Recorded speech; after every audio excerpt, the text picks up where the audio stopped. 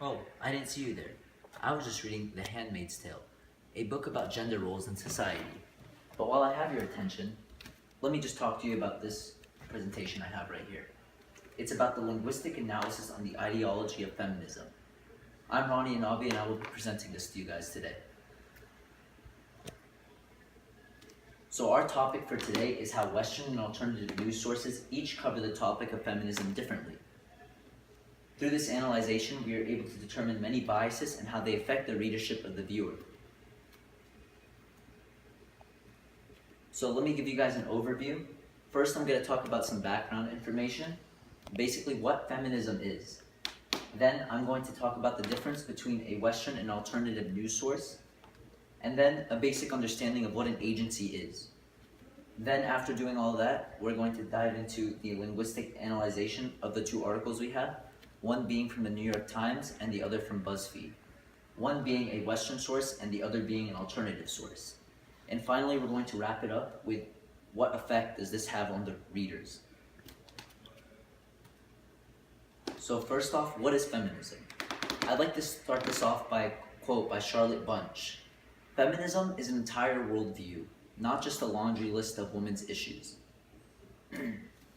So feminism is a range of political movements, ideologies, and social movements that share a common goal: to define, establish, and achieve political, economic, personal, and social rights for women. So first I'm going to talk to you guys about what a Western source is. First off, a Western source is a group of countries that are rooted in Western Europe. Some examples of these countries include the United States, France, Germany, and Great Britain. Western sources show bias as to what is being told in their country and don't really go beyond the standard. All these countries that I have stated before share similar government practice, societal issues, and many other issues. But one major identifier of Western sources is that they have freedom in the press and allows for those who do not have a voice to allow their voices to be heard by others.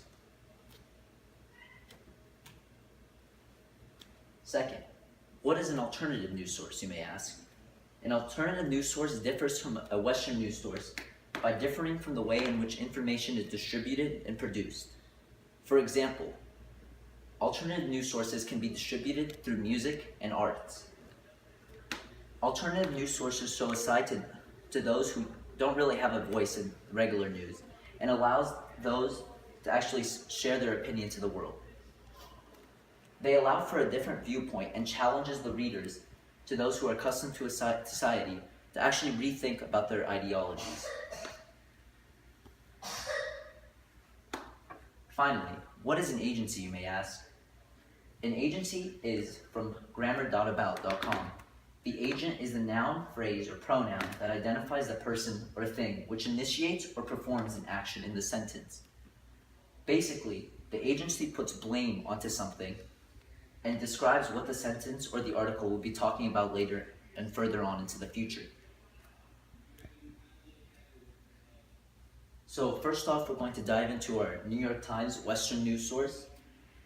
Some examples of the agency shown within the text is who didn't go to the Women's March matters more than who actually did. This really puts blame onto those who didn't go rather than applauding those who actually did go.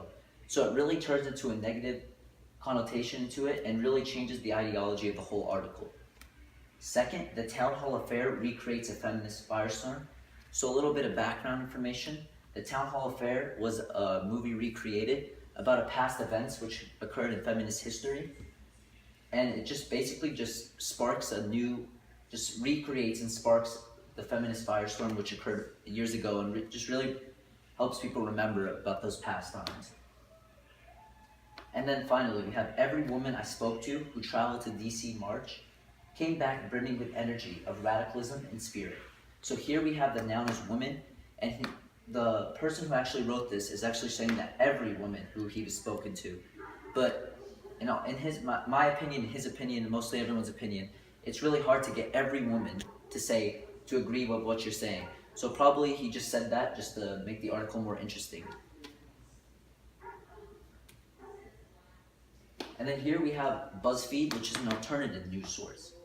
Some examples of agencies shown within the text include white feminists are hurting feminism.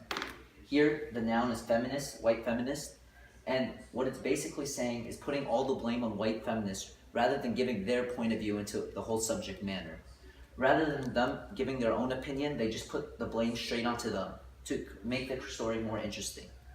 Second, we have women's rights have never been the central fight for male activists. Here we have two, which might be a little complicated, but we can see total blame is being put on male activists. They also do not get, similar to the first one, they also do not get a voice in the whole opinion throughout the article and are really just shunned out. And finally, men oppress women. Men must take responsibility for their actions. Similar to the first two, these two really just put blame on the men and saying it's their fault for everything that occurred, and they blame every man for it rather than going to depth and learning more about that certain man. So finally, we have what is the effect of agency throughout the whole articles? Well, the effect of agency is that it determines whether the viewer will continue to view the topic as long as it's being presented. A viewer may continue to keep reading or may not reading, depending on their interest of what they are reading. Sometimes it may very well intrigue them, wanting them to learn more about it, but other times it may be completely different from their ideologies, and they might want to separate from that and find a different article which agrees with their stuff. On the other hand, some people may want to dive in and learn more about these issues and learn a different side about them, making them want to change the side. One main point of the agency is that it keeps the audience intrigued throughout the whole time, whether they in support or denial of what they said. And finally, I have my works cited page where I have completed all the information. Thank you for watching.